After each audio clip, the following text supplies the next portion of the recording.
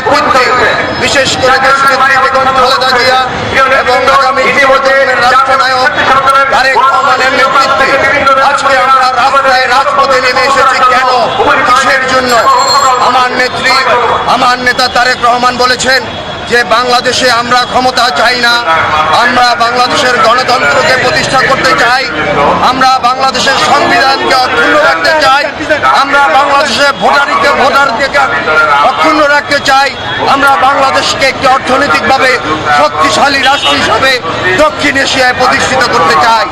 তারই স্রোতধারায় আজকে জাতিসংঘ কর্তৃক ঘোষিত আন্তর্জাতিক গুম দিবস উপলক্ষে আজকে আমি শাহবাগ থানার সাথে একত্রতা প্রকাশ করেছি। আমাদের কেন্দ্রীয় দল জাতীয়তাবাদী দল এই দিনকে আজকে সারা বাংলাদেশ ব্যাপী উদযাপন করার জন্য আজকে রাস্তায় নেমে এসেছে। প্রত্যেকটি বছর আমরা চেয়েছি আমাদের এই শাহবাগের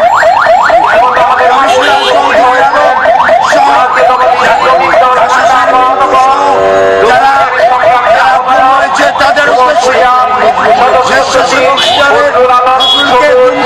একটি কথা বলতে চাই, আজকে দেশ শাসন করার জন্য ডিজিএফআইকে দিয়ে আয়নাঘর তৈরি করা হয়েছে। আমরা গণতান্ত্রিক রাষ্ট্র, আমরা স্বৈরাচারী রাষ্ট্রের অধীনে নয়।